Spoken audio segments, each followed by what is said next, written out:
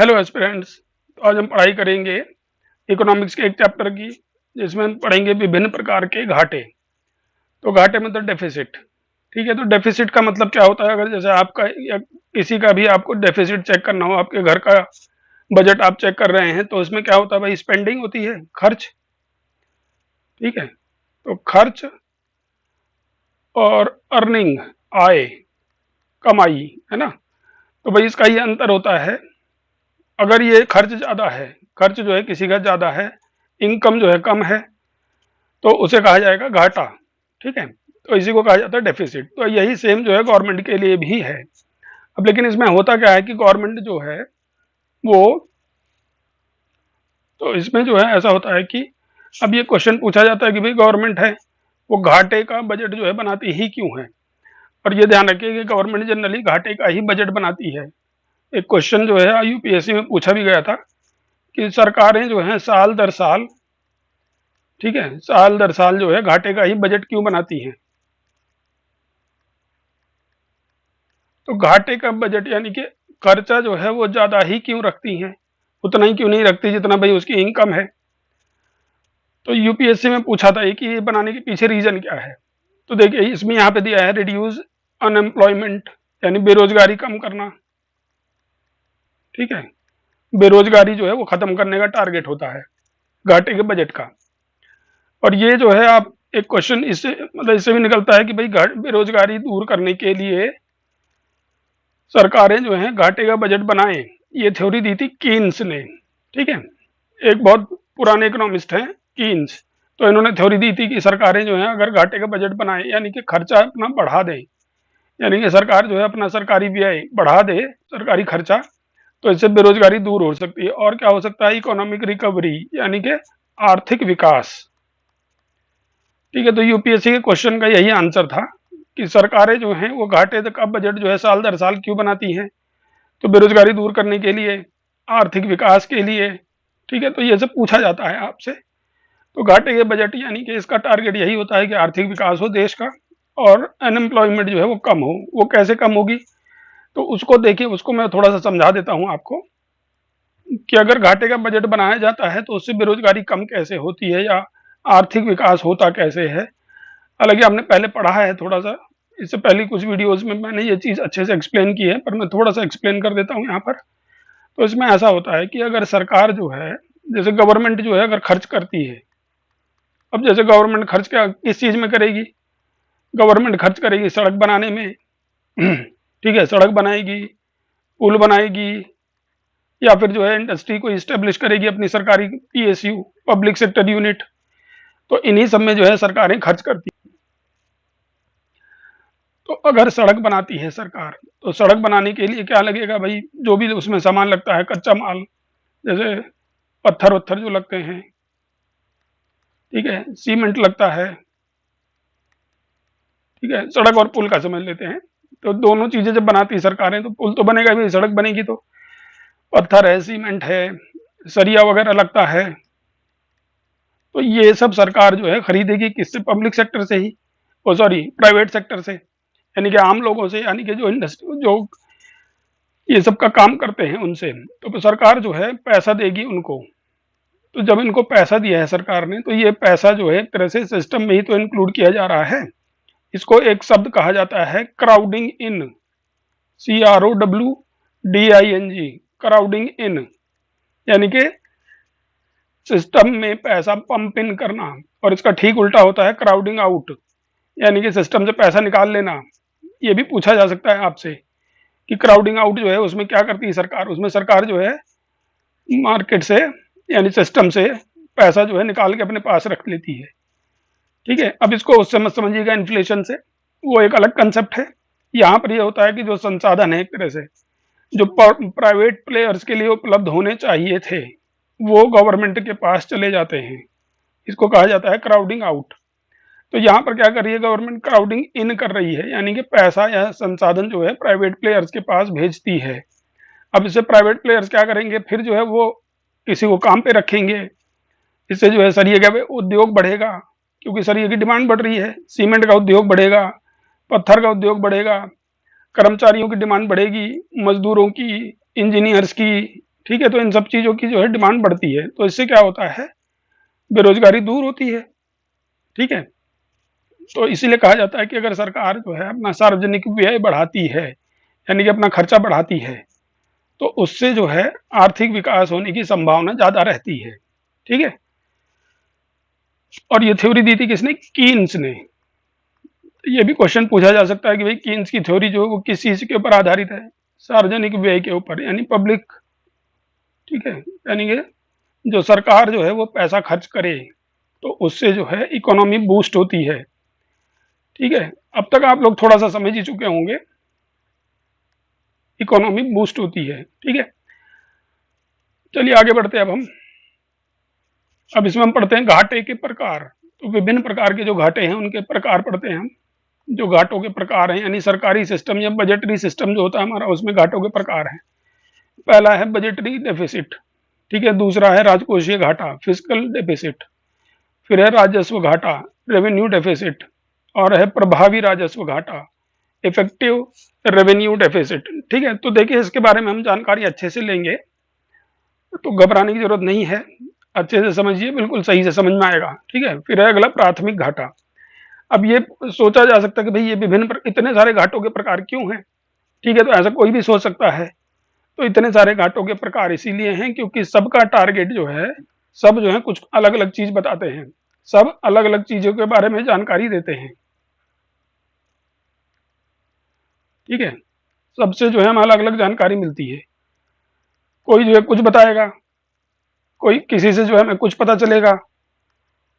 तो इसलिए इसीलिए जो है सिस्टम में हमने, यानी कि सरकारी जो सिस्टम है, यानी बजटरी जो सिस्टम है हमारा, उसमें हमने इसीलिए विभिन्न प्रकार के घाटे जो हैं वो रखे हैं। तो आइए बढ़ते हैं आगे।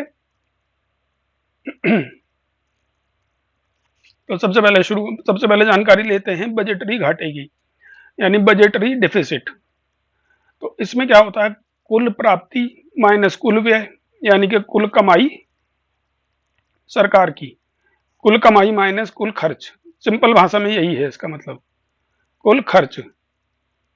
ठीक है, तो कुल खर्च जो है वो कमाई से अगर ज्यादा होगा तो बजटरी घाटा है, अगर कमाई ज्यादा होगी तो बजटरी घाटा पॉजिटिव होगा। ठीक है, तो अब इस घाटे को पूरा कैसे करती है सरकार, आरबीआई से नोट छपवाकर या फिर उधार लेकर आरबीआई से। ठीक है, इस घाटे को पूरा किया जाता है। अगर खर्च ज्यादा हो गया है सरकार का, तो सरकार जो है क्या करेगी, कमाई के लिए साथ साथ जो है उधार भी लेगी, किससे, आरबीआई से। ठीक है, तो बजटरी घाटा केवल यही बताता है कि सरकार ने आरबीआई से कितना उधार लिया या कितने नोट छपाए। हालांकि नोट छपाने वाला जो कंसेप्ट है अब खत्म कर दिया गया है। क्यों, क्योंकि इससे जो है इन्फ्लेशन बहुत बढ़ जाता था, इससे महंगाई बढ़ जाती थी।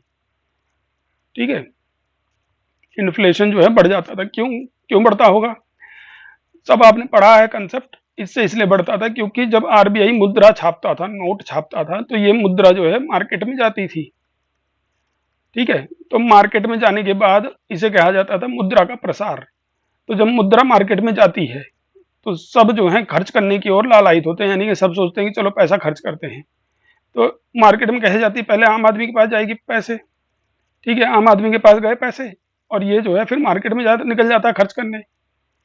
तो इसे कहा जाता है इन्फ्लेशन। तो यानी कि आरबीआई से नोट छपा कर जो सिस्टम था पहले, वो खत्म कर दिया गया है। अब केवल आरबीआई से उधार लेती है सरकार, जो भी उधार ले उससे। ठीक है, तो उसे कहा जाता है बजटरी घाटा। तो बजटरी घाटे को भी हम आजकल यूज नहीं कर रहे हैं, पर क्वेश्चन बनता है इसके ऊपर। ठीक है, आगे बढ़ते हैं अब हम। राजस्व घाटा। तो देखिए राजस्व का मतलब क्या होता है, राजस्व का सीधा सीधा मतलब होता है कि ऐसा खर्च जिससे सरकार की ना तो संपत्ति बढ़े। ठीक है, इसमें जो है संपत्ति से संबंधित संपत्ति ना तो बढ़े और ना ही घटे, इसे कहते हैं इसे राजस्व में शामिल किया जाता है। और या फिर ऐसा ऋण, मतलब ऋण क्या मतलब, ऐसा खर्च या इनकम, ऐसा खर्च या आय जिससे सरकार की देनदारी या फिर ऋण में जो है, ऋण ना तो बढ़ रहा है ना ही घट रहा है। ठीक है, या सरकार की देनदारी कह सकते हैं कि देनदारी ना तो बढ़े ना घटे, तो इसे जो है राजस्व में शामिल किया जाता है। ध्यान रखिए, आप लोग परेशान हो जाते हैं कि भाई राजस्व में क्या शामिल किया जाता है, पूंजीगत खाता, जो बजट होता है उसमें क्या शामिल किया जाता है? पूंजी बजट जो होता है इसमें शामिल किया जाता है जिससे ऐसा खर्च या आय, ठीक है, ऐसा खर्च या फिर इनकम जिससे सरकार की संपत्ति पर फर्क पड़ता हो। संपत्ति जो है या तो बढ़ रही हो या घट रही हो। अब बढ़ने का मतलब क्या है? सरकार ने जो है खर्च किया, कोई संपत्ति खरीदी, ठीक है, तो वो जो है पूंजी बजट में शामिल होगा, ठीक है। और अगर सरकार ने कोई संपत्ति बेची तो वो भी पूंजी बजट में शामिल होगा। उससे क्या हो रहा है? संपत्ति कम हो रही है, ठीक है। यानी जैसे कोई कंपनी है, पब्लिक सेक्टर यूनिट है, जैसे बीएसएनएल है, अगर बीएसएनएल को सरकार बेच दे तो उसकी संपत्ति में कमी हो गई, लेकिन उससे पैसा तो मिल रहा है ना, उसको इनकम तो हो रही है ना उससे, ठीक है। तो ऐसे ही कहा जाती है, ये सब चीजें शामिल की जाती है पूंजी बजट में। और क्या होता है? या फिर ऋण हो कोई, जैसे कर्ज लिया है, ठीक है, कर्ज या तो लेना या फिर देना, दोनों ही जो है पूंजी बजट में शामिल होता है। ऋण लिया तो भी पूंजी बजट में शामिल होगा, ऋण दिया तो वो भी पूंजी बजट में शामिल होगा, ठीक है। ध्यान रखिए, बस यही दो चीजें क्लियर रखिए दिमाग में कि पूंजी बजट में क्या शामिल होता है।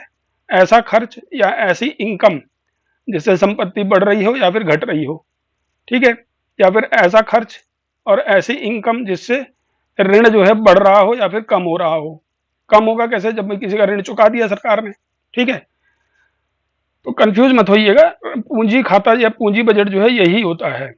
ज्यादा डिस्टर्बेंस या उसके लिए मत परेशान होइए, बाहर निकलिए मार्केट में, समझिए कि भाई क्या होता है सिस्टम या कैसे चलता है। आप अपने ऊपर समझिए कि भाई आपके घर में क्या होता है ना।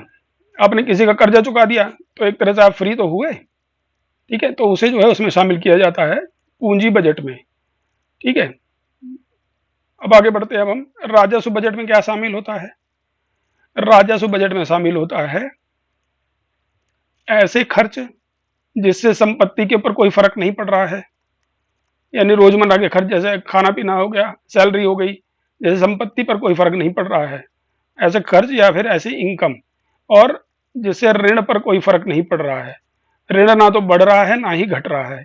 ब्याज अगर दे रहे हैं, आप ध्यान रखिए, अगर आप ब्याज ही चुका रहे हैं ऋण का केवल, तो ये राजस्व में ही शामिल होगा। क्यों? क्योंकि इससे जो ऋण है वो घट या बढ़ वो थोड़ी हो रहा है, ऋण के ऊपर तो कोई प्रभाव नहीं पड़ रहा है, तो ऋण को जो है राजस्व में शामिल किया जाता है। और क्या शामिल होता है राजस्व में? जैसे सरकार के हिसाब से देखा जाए तो वेतन, सैलरी, ठीक है, एम्प्लॉयज को सैलरी देती है, इससे भी ना तो संपत्ति बढ़ रही है ना ही जो है संपत्ति कम हो रही है, ठीक है। और क्या होता है? इसमें शामिल होता है पेंशन, है ना। तो ये सब चीजें आपने पढ़ी हैं। तो राजस्व बजट जो होता है उसमें यही सब शामिल होता है कि वेतन है, पेंशन है, ठीक है, या फिर अपना खाने पीने के ऊपर खर्च है, तो ध्यान रखिए। या फिर वही ब्याज चुका दिया है, कोई कर्ज लिया था आपने कभी, उसका जो है ब्याज चुका दिया। ऋण अगर दे देते, आप पूरा कर्जा उतार देते, यानी पूरा का पूरा कर्जा उतार देते, तो ये पूंजी खाते में शामिल हो जाता, ठीक है। तो ये पूंजी खाते में शामिल होता है, लेकिन केवल ब्याज जो है वो राजस्व खाते में शामिल होगी। चलिए टॉपिक पे आते हैं, मूल टॉपिक पे। अब एक्चुअली ये इसलिए समझाना पड़ता है क्योंकि ये थोड़ा सा मुश्किल टॉपिक है, आसानी से समझने में थोड़ी दिक्कत होती है, इसीलिए मैं समझाता रहता हूँ बार बार। जिसको समझ में आ गया बहुत ही अच्छी बात है, अब जिसको नहीं समझ में आया तो उसका भी तो ध्यान रखना होता है ना। तो चलिए हम आते हैं राजस्व घाटा। तो राजस्व घाटा यानी कि कुल राजस्व आय, अब ठीक है, और कुल राजस्व व्यय। राजस्व आय क्या होती है? टैक्स, ठीक है, जैसे टैक्स से इनकम हुई, है ना। और राजस्व व्यय हो गया वेतन। तो ये सब जो है राजस्व घाटे में शामिल होता है। अब इसमें नीचे स्टेटमेंट दिया है, राजस्व घाटा सकारात्मक या शून्य होना चाहिए, या तो भाई ये जीरो हो या फिर जो है राजस्व घाटा जो है या तो जीरो हो या फिर पॉजिटिव हो। नेगेटिव नहीं होना चाहिए। पॉजिटिव होने का मतलब ये है कि खर्चा जो है वो कम होना चाहिए, ठीक है, खर्चा कम हो आय से, इनकम से, ठीक है, इनकम ज्यादा होनी चाहिए, खर्चा कम होना चाहिए। तो यही मतलब है पॉजिटिव होने का। अब इससे क्या फर्क पड़ता है? इससे ये फर्क पड़ता है कि जो धन बचता है, इस प्रकार जो धन बचेगा, भाई अगर खर्चा कम है इनकम ज्यादा है तो धन बचेगा ही ना, इसे कहा जाएगा पॉजिटिव। तो उसे जो है पूंजीगत निवेश के लिए मुद्रा उपलब्ध होती है उससे। पूंजीगत निवेश मतलब कोई संपत्ति खरीदी जाएगी, ठीक है, कोई व्यापार शुरू किया जाएगा, तो यही सब तो होना चाहिए, ठीक है। तो अब इसमें है पूंजीगत निवेश क्या होता है? यानी देश के विकास के लिए नई संपत्ति का निर्माण, जैसे कि सड़क बनाना, पुल बनाना, स्वास्थ्य, शिक्षा आदि पर खर्च करना। ठीक है, तो राजस्व घाटे में क्या शामिल होता है? यानी राजस्व आय, ठीक है, और राजस्व व्यय, इनका अंतर जो है राजस्व घाटा बताता है। ये क्वेश्चन पूछा जा सकता है सीधा सीधा। ठीक है, ये भी पूछा जा सकता है कि राजस्व घाटा जो है सकारात्मक होगा तो क्या फर्क पड़ेगा? अगर सकारात्मक होगा राजस्व घाटा तो इससे क्या होगा कि देश में नई संपत्ति का निर्माण होगा। इसका ये मतलब है कि देश जो है वो खर्चा कम कर रहा है और बचा ज्यादा रहा है। ठीक है, अगर वेतन पे आप जैसे बहुत सारे नौकर रख लिए हम आपने अपने घर में, तो उनका वेतन आप दे रहे हैं लगातार, आपकी इनकम जो है वो कम है। ठीक है, बचत सैलरी या फिर ऐसे समझ लीजिए आपकी सैलरी, वो सॉरी सैलरी छोड़िए, कंफ्यूज हो जाएंगे, आपकी आय जो है वो कम है, आपने नौकर बहुत सारे रख लिए, तो इससे क्या होगा, आप जो है कोई नई चीज थोड़ी खरीद पाएंगे, ना गाड़ी खरीद पाएंगे, ना कोई एसी फ्रिज, कुछ नहीं खरीद पाएंगे जिससे आपकी जो है जीवन अच्छा हो। तो यही सरकार के लिए है। अगर सरकार जो है अपना घाटा ही बढ़ा लेगी, राजस्व घाटा, तो इससे जो है नई संपत्ति का निर्माण नहीं होगा और देश का जो है आर्थिक विकास नहीं होगा। ठीक है, आगे बढ़ते अब हम। अब आता है प्रभावी राजस्व घाटा। प्रभावी राजस्व घाटा क्या होता है? इसमें ऐसा होता है, तो ये राजस्व घाटा ही, ठीक है, लेकिन इसमें जो है राज्यों को दी गई राजस्व सहायता का वह भाग जिसका पूंजीगत उपयोग होता हो। अब जैसे राज्य, केंद्र सरकार जो है, अभी हम केंद्र सरकार के बजट की ही बात कर रहे हैं, केंद्र सरकार जो है वो राज्यों को अनुदान भी देती है। ठीक है, जैसे उत्तराखंड को अनुदान दिया, राज्यों को अनुदान। ठीक है, अब इस अनुदान का उपयोग राज्य जो है किस में कर रहे हैं? अगर राज्य जो है इसका उपयोग वेतन देने में ही कर रहा है, अपने लोगों को सैलरी देने में ही कर रहा है, तो ये जो है प्रभावी राजस्व घाटा में नहीं, वो हटाया जाएगा। लेकिन अगर राज्य ने जो है इस पैसे का, इस अनुदान का, जैसे उत्तराखंड की बात हो रही है, अगर उत्तराखंड जो है इस अनुदान का उपयोग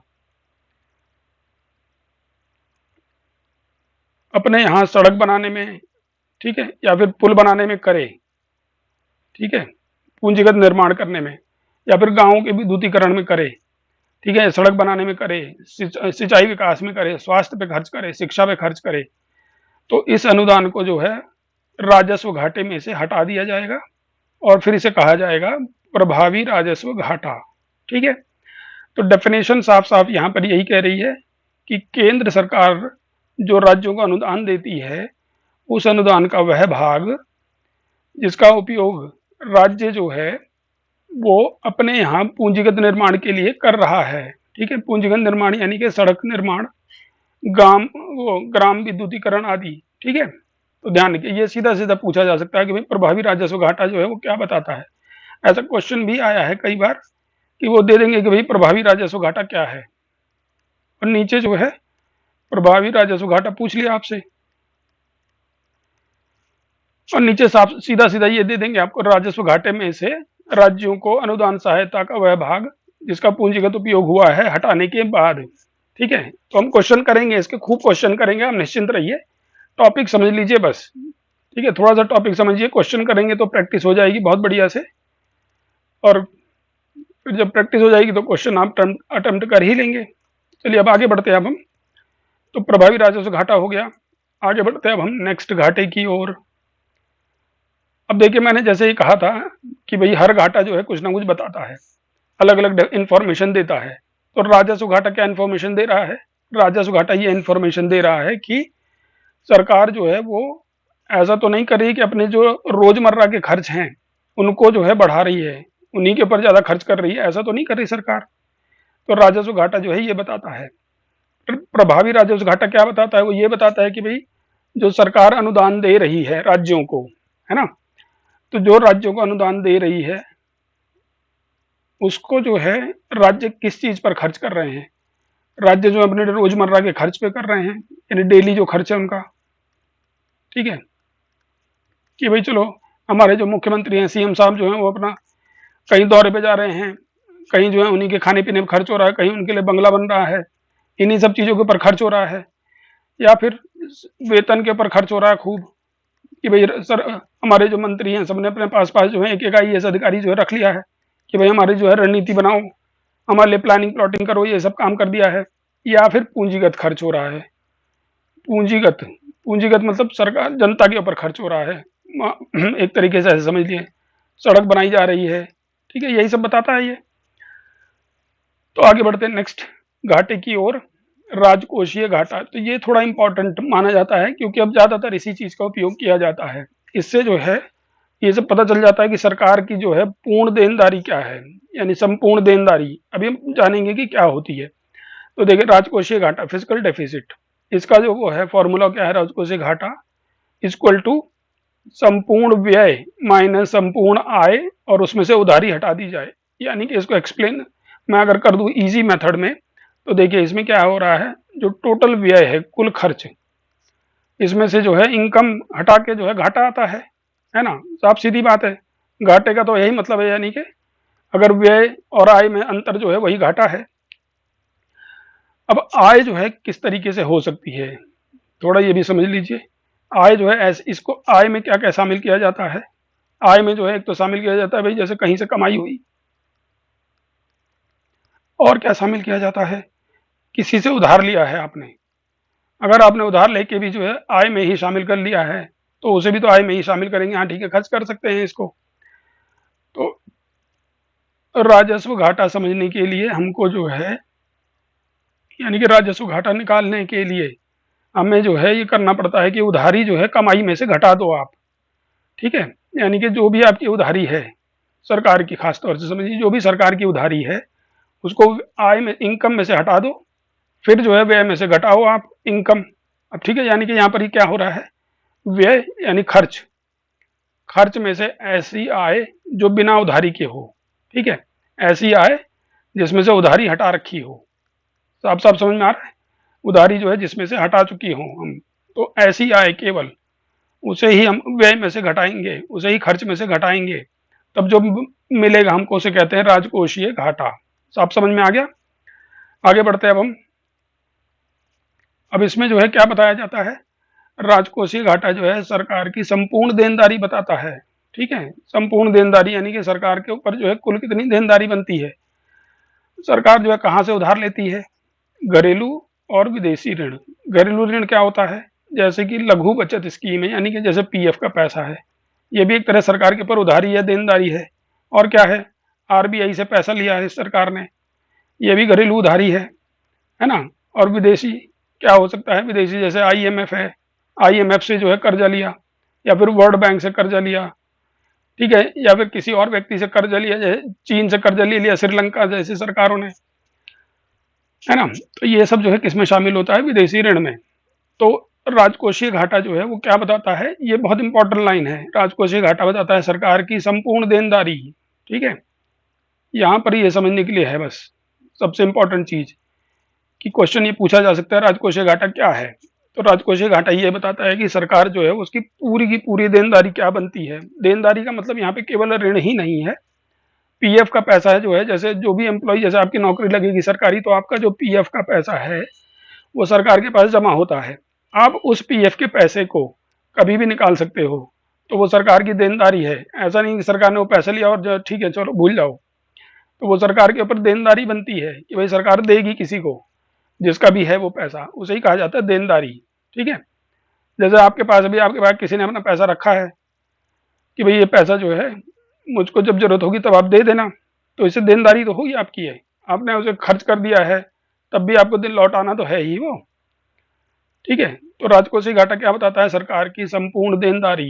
ये क्वेश्चन पूछा गया है कई बार, और मैं फिर से बता दूं कि राजकोषीय घाटा निकालने के लिए हम क्या करते हैं, जो सरकार का पूरा व्यय है उसमें से आय घटाई जाती है, लेकिन उधारी को हटा दिया जाता है। उधारी हटाने के बाद, उधारी हटाने के बाद जो इनकम आती है उसी को जो है इसमें हम शामिल करते हैं। आगे बढ़ते हैं अब हम, राजकोषीय घाटा क्या वो है और क्या बताता है। राजकोषीय घाटा बताता है आंतरिक ऋण यानी घरेलू ऋण, अन्य देयताएं यानी घरेलू की जो देयताएं हैं, जैसे पीएफ मैंने बताया जैसे, ठीक है, पीएफ वगैरह है, विदेशी ऋण और रिजर्व बैंक से प्राप्त ऋण, ठीक है। तो राजकोषीय घाटा यही सब बताता है। ऐसा भी पूछा जा सकता है क्वेश्चन, ठीक है, कि राजकोषीय घाटा जो है क्या क्या बताता है। क्वेश्चन जब करेंगे तो टॉपिक बहुत अच्छे से एक्सप्लेन होगा। ये थोड़ा सा वो है कि भाई थोड़ा टिपिकल टॉपिक है, टिपिकल इकोनॉमिक्स है, तो समझने में थोड़ी मेहनत लग सकती है। तो मेहनत कीजिए, और करना क्या है आपको, भाई और है क्या आपके पास? मेहनत ही तो है, तो मेहनत करिए खूब बढ़िया से, इसमें घबराने की क्या बात है। ठीक है, तो बढ़ते हैं आगे हम। तो इसमें दिया है अन्य देयताएं, जैसे उसमें क्या शामिल है? अल्प बचत योजनाएं, जैसे पीएफ, या फिर राष्ट्रीय बचत पत्र, किसान विकास पत्र। ठीक है, ये अपने घर वालों से पूछ सकते हैं आप कि भाई राष्ट्रीय बचत पत्र क्या होता है? नेशनल सेविंग, ठीक है, नेशनल सेविंग फंड, ये क्या होता है? ठीक है, किसान विकास पत्र क्या होता है? तो जनरली लोग इस चीज को, ये जो है गवर्नमेंट बेचती है अलग अलग टाइम पे जब उसे पैसा चाहिए होता है। अब इसमें इंटरेस्ट भी देती है सरकार, ऐसा नहीं है कि इंटरेस्ट नहीं देगी। जैसे इंटरेस्ट का मतलब ब्याज। ठीक है, चलिए हम ब्याज व्याज की ज्यादा बात नहीं करते हैं, नहीं तो टॉपिक जो है कंफ्यूजिंग हो जाएगा आपके लिए। तो हम बढ़ते हैं आगे। यहाँ पर केवल इतना जाना हमने कि अन्य देयताओं में क्या शामिल होता है। अन्य देयताएं जो है उसमें पीएफ शामिल होता है, राष्ट्रीय बचत पत्र शामिल होता है, किसान विकास पत्र शामिल होता है, जिसके कारण सरकार की देनदारी जो है बनती है। क्यों? क्योंकि सरकार को ये पैसा लौटाना ही होता है। ठीक है, आगे बढ़ते हैं अब हम। राजकोषीय घाटा का आकार या मूल्य हमेशा ही बजटरी घाटे के बराबर होगा या उससे बड़ा होगा। क्यों होगा? क्योंकि राजकोषीय घाटा यह दिखाता है कि सरकार ने अर्थव्यवस्था में उपलब्ध विभिन्न संसाधनों से कितना उधार लिया है, जबकि बजटरी घाटा यही दिखाता है कि सरकार ने आरबीआई से कितना उधार लिया है। ठीक है, तो डेफिनेशन साफ साफ यही बता रही है कि भाई राजकोषीय घाटा और बजट घाटा जो है उसमें से बड़ा कौन होगा। तो राजकोषीय घाटा ही जो है बड़ी चीज दिखाता है, बड़ी पिक्चर दिखाता है राजकोषीय घाटा। ठीक है, क्योंकि बजटरी घाटे में केवल ये दिखता है कि भाई आरबीआई से उधार कितना लिया है सरकार ने, इसीलिए इसको जो है बंद भी कर दिया गया। लेकिन क्वेश्चन अभी भी पूछा जा सकता है, पूछा गया भी है एक दो बार, कि बजटरी घाटे और राजकोषीय घाटे में से बड़ा कौन होता है। तो राजकोषीय घाटे का आकार हमेशा बड़ा होगा या फिर उसके बराबर होगा, बस। आगे बढ़ते हैं अब हम। प्राथमिक घाटा। ठीक है, तो राजकोषीय घाटा जहां हमें ये बताता था कि सरकार की कुल उधारी कितनी है या कुल देनदारी कितनी है, उधारी प्लस देनदारी ऐसे समझ लीजिए, उधारी प्लस देनदारी। तो सरकार की कुल उधारी और देनदारी कितनी है वो बताता है राजकोषीय घाटा, फिजिकल डेफिसिट। ठीक है, तो प्राइमरी घाटा क्या बताएगा? प्राइमरी घाटा ये बताता है कि राजकोषीय घाटे में से ऐसा पैसा, ठीक है, वो माइनस कर दो जो ब्याज अदायगी में दिया गया है।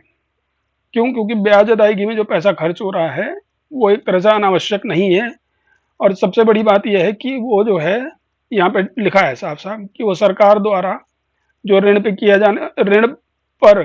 जाने वाला ब्याज का जो भुगतान है वो पिछली सरकारों के द्वारा या पिछले वर्षों में सरकार के बजट ट्रांजैक्शंस या बजट तरीकों का परिणाम है, जिसका संबंध वर्तमान सरकार के बजट ट्रांजैक्शन से नहीं होता।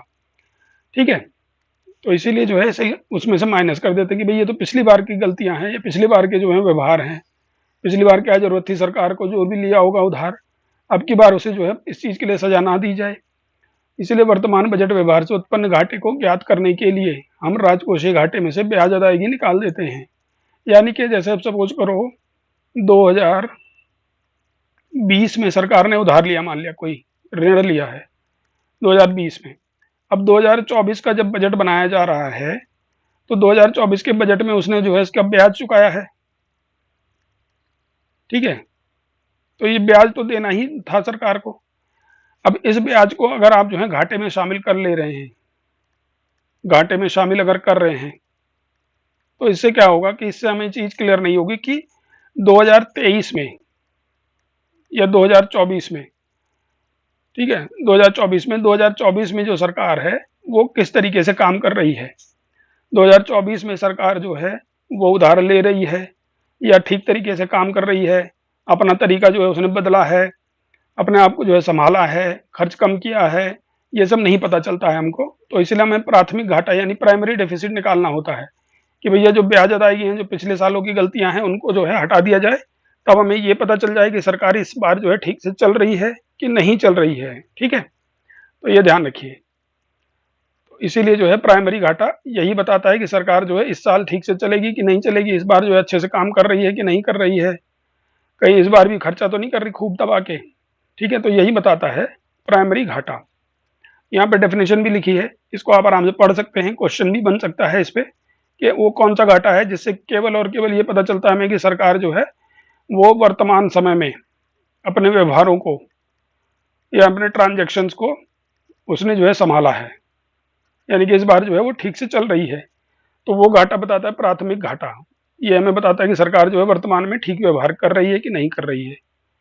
ठीक है, एक क्वेश्चन यहाँ पे भी बन सकता है कि राजकोषीय घाटे में से अगर ब्याज अदायगी हटा दी जाए, अगर ब्याज अदायगी हटा दी जाए, राजकोषीय घाटे में से माइनस कर दी जाए, तो जो है घाटा कौन सा आता है, तो आता है प्राथमिक घाटा। ठीक है, अब आगे बढ़ते हैं। अब हम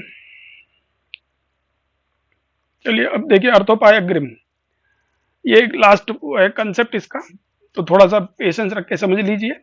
तो वेज एंड मीन्स एडवांस, तो नाम से समझ में आ रहा है कि भाई किसी अलग तरीके की, यानी कि कोई स्पेशल जरूरत आ गई है, कोई स्थिति ऐसी आ गई है जिसमें एडवांस लेने की जरूरत पड़ गई है, तो ये आरबीआई है। तो आरबीआई जो है, और ये है गवर्नमेंट। ठीक है, तो गवर्नमेंट जो है आरबीआई से थोड़े समय के लिए उधार लेती है, कुछ दिनों के लिए। ठीक है, एक घड़ी बना दे रहा हूं मैं कि कुछ टाइम के लिए उधार ले रही है। ठीक है, तो इसे जो है कहा जाता है वेज एंड मीन, अर्थोपाय अग्रिम। नाम से भी लग रहा है कि भाई अग्रिम, यानी कि पहला कुछ एडवांस ले लिया है सरकार ने। क्यों लेती है सरकार एडवांस, पहले ये समझ लेते हैं कि आरबीआई से 90 दिनों के लिए पैसा उधार ले लेना होता है, जब तक कि सरकार के कुछ पेंडिंग बिल वगैरह जो है उनका पेमेंट नहीं आ जाता। ठीक है, सरकार ने कोई चीज बेची है किसी को, उससे जो है पेमेंट आने में थोड़ा टाइम लग रहा है। ठीक है, कोई सामान बेचा,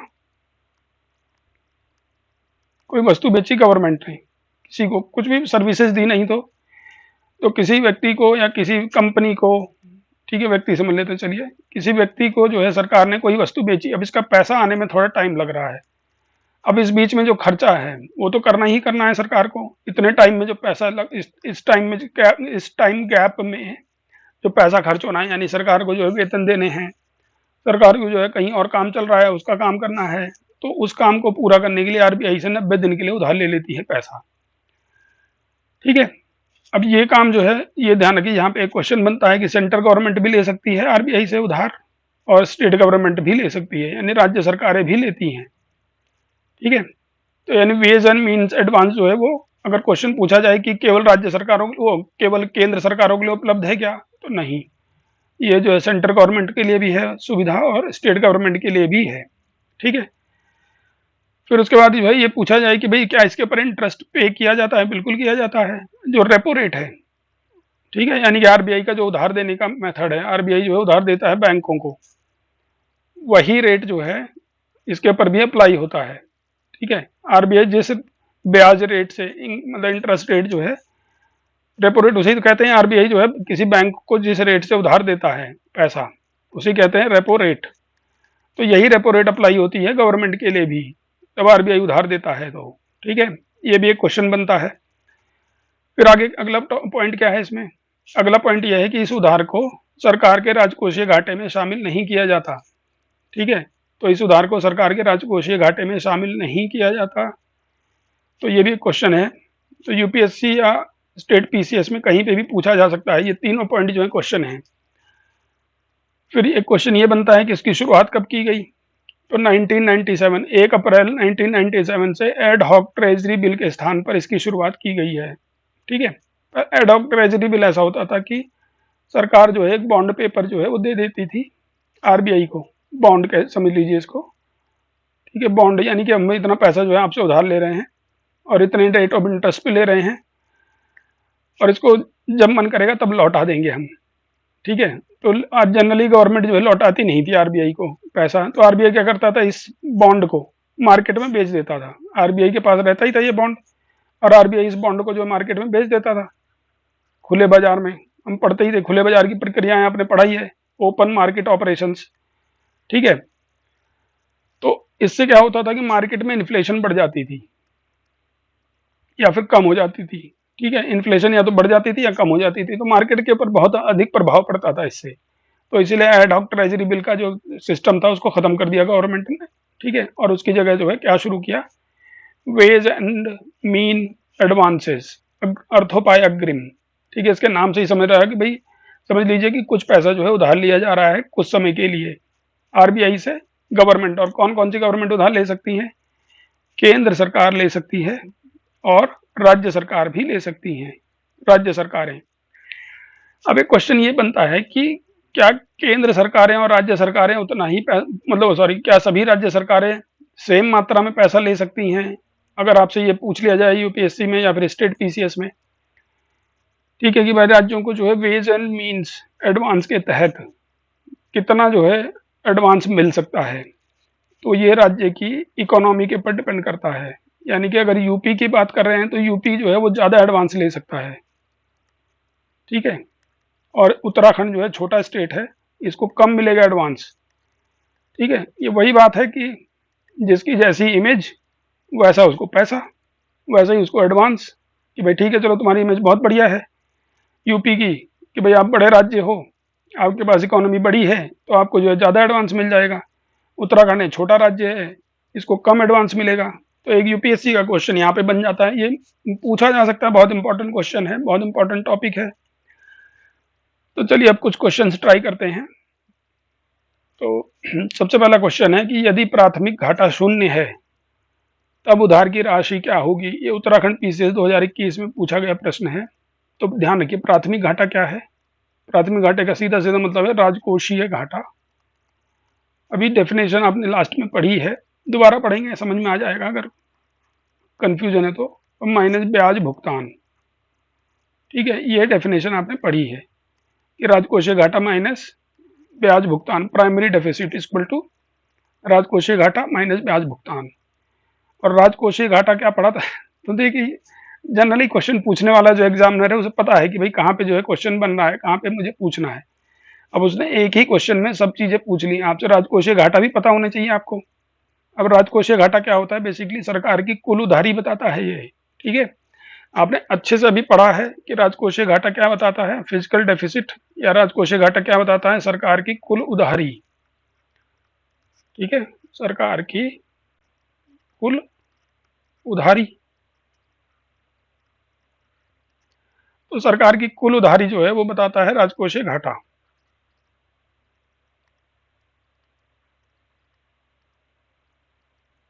कुल उधारी, तो यानी कि सरकार की उधारी बराबर ब्याज भुगतान हो जाएगा। अगर ये जो है जीरो हो जाए, इसको जो है जीरो कर दिया, उन्होंने कहा शून्य है, ये अगर जीरो हो जाए तो क्या होगा? मतलब ये मैथ का थोड़ा सा वो हो जाता है, एक छोटा सा टॉपिक मैथ का वो बन जाता है डेफिनेशन, मतलब इक्वेशन। तो primary deficit equal to fiscal deficit यानी राजकोषीय घाटा माइनस ब्याज भुगतान। अब ये जीरो है, इसकी जगह जीरो रख देते हैं हम, तो क्या बन जाता है? फिजिकल डेफिसिट माइनस ब्याज भुगतान, मतलब। तो इसमें ऐसा हो जाता है कि इसमें साफ साफ ये बन जाता है फिजिकल डेफिसिट इक्वल टू ब्याज, ठीक है। और फिजिकल डेफिसिट क्या है? कुल उधारी, ठीक है। तो सरदर्द मत करिए अपना और टेंशन मत लीजिए, आराम से पढ़िए, ठीक से समझिए। पूरा टॉपिक फिर से पढ़ने के लिए है, यूट्यूब में यही फायदा है, आपको 10 बार पढ़ सकते हैं। और अगर किसी को भी डाउट है तो कोचिंग का नंबर यहाँ पर साफ साफ लिखा हुआ है, यहाँ पर आप जो है मुझे व्हाट्सअप कर सकते हैं कि सर मुझे ये टॉपिक समझ में नहीं आया, मैं आपकी हेल्प करूंगा, ठीक है। तो यहाँ पर ये बात हो रही है, तो ये इसका आंसर क्या हो जाएगा? ब्याज भुगतान के ठीक बराबर। समझ में आ रहा है? अगर प्राइमरी डेफिसिट जीरो हो जाए तो फिजिकल डेफिसिट और ब्याज जो है बराबर हो जाएंगे। फिजिकल डेफिसिट का साफ साफ मतलब होता है कि उधारी, उधार की राशि, ठीक है। राजकोषीय घाटे का मतलब यही होता है कि सरकार की कुल उधारी कितनी है, तो सरकार की कुल उधारी जो है ब्याज के ठीक बराबर हो जाएगी, ठीक है। तो प्राथमिक घाटा ये भी बताता है। आगे बढ़ते हैं, नेक्स्ट क्वेश्चन। यदि राजकोषीय घाटे में से ब्याज भुगतान को निकाल दिया जाए तो अवशेष को क्या कहा जाएगा? प्राइमरी घाटा, ठीक है। प्राथमिक घाटा आपने अभी जस्ट डेफिनेशन पढ़ी कि प्राथमिक घाटा इज इक्वल टू राजकोषीय घाटा फिजिकल डेफिसिट माइनस ब्याज, है ना। तो अगर ब्याज को निकाल दिया गया है राजकोषीय घाटे में से, माइनस करने का मतलब निकालना ही होता है, तो क्या हो जाएगा? ये हो जाएगा भाई प्राथमिक घाटा बन जाएगा, ठीक है। आगे बढ़ते हैं हम। भारत में राजस्व घाटे से तात्पर्य है कि, ये बिहार पीसीएस में पूछा गया है 2020 में, पूछा गया राजस्व घाटा, ठीक है। तो ध्यान रखिए, राजस्व घाटे का मतलब ये होता है कि ऐसा ही आय और व्यय जिसका जो है यूज पूंजीगत उपयोग नहीं हुआ है। ठीक है, ठीक है, समझ में आ गया। तो भारत सरकार को अपने उन व्ययों के वित्त पोषण के लिए उधार लेने की आवश्यकता है जो पूंजीगत परिसंपत्तियों का निर्माण करते हैं। तो ये तो नहीं है, ठीक है, क्योंकि हमने साफ साफ पढ़ा है कि भाई राजस्व घाटे में केवल वही चीजें शामिल होती हैं जो पूंजीगत उपयोग के लिए नहीं होती। तो ये गलत हो गया। भारत सरकार को अपने उन व्ययों के वित्त पोषण के लिए उधार लेने की आवश्यकता है जो पूंजीगत परिसंपत्तियों का निर्माण नहीं करते हैं। अब थोड़ा सा ध्यान रखिए कि अब स्टेट पीसीएस है तो ऐसा तो है नहीं कि बहुत हलवा पेपर है। पूंजीगत परिसंपत्ति को ही पढ़ के कोई परेशान हो जाए तब फिर कैसे आप कैसे सोचेंगे कि सिलेक्शन होगा। दिमाग को थोड़ा माइंड मेकअप कीजिए, मतलब दिमाग को थोड़ा बढ़ाइए, स्ट्रांग कीजिए। ऐसा ना हो कि घबरा के जो है तुरंत अरे यार कुछ नहीं समझ में आ रहा है या कुछ ऐसा नहीं सोचना है।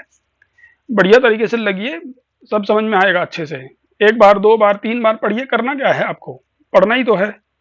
सिंपल तरीका है, पढ़िए और सिलेक्शन लीजिए। ठीक है, मेथड मैं आपको बता ही रहा हूँ, पढ़ने का तरीका बता रहा हूँ, क्या छोड़ना है क्या पकड़ना है।